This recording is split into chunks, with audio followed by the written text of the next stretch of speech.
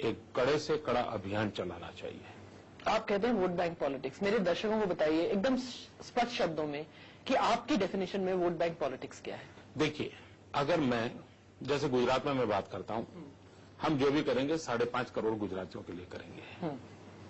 हिंदुस्तान के संविधान निर्माताओं ने कहा था कि कभी भी देश में संप्रदाय के आधार पर रिजर्वेशन मत दो।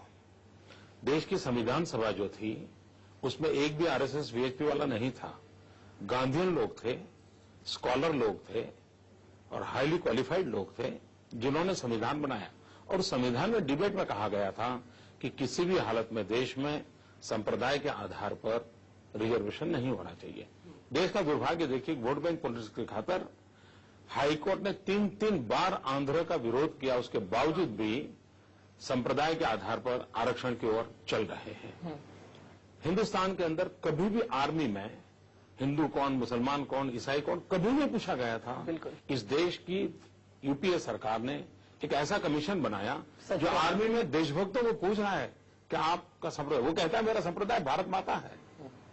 ये जो बंटवारा करने की कोशिश है वो वोट बैंक पॉलिटिक्स को टारगेट करते हैं। अभी एक नया कमीशन बना है जिसका रिपोर्ट बड़ा खतरनाक है। क्या? हिंदुस्तान के अंदर दलितों को, ट्राइबल को आरक्षण देने का कारण हिस्टोरिकल सोशल सिस्टम है।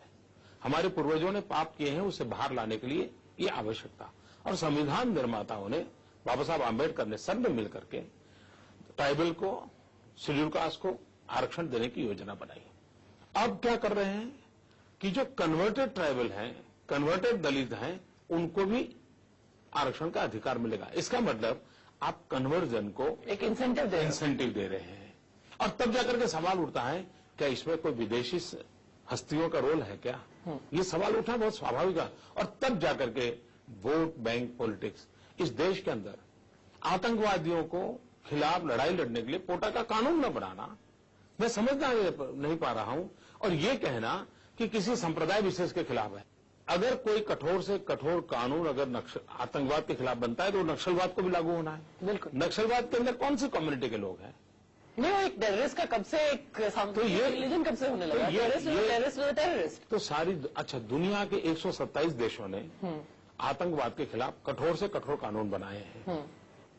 और वे लोग डेमोक्रेटिक कंट्री हैं। वे लोग बिल्कुल ह्यूमन राइट को मानने वाले लोग हैं। मैं आपका इस पे एक रिएक्शन चाहती हूँ। वॉशिंगटन का एक इंस्टीट्यूट है फॉर टेररिज्म, उन्होंने कहा है कि भारत इराक के बाद इस दुनिया का सबसे ज्यादा टेररिज्म अफेक्टेड देश है। इतना ही नहीं, देश ने पाकिस्तान के साथ जितने युद्ध लड़े हैं, युद्ध में जितने हमारे सेना के जवान मरे हैं, अफसर मरे हैं, उससे ज्यादा हमारे सेना के जवान और अफसर आतंकवादियों के कारण मरे हैं।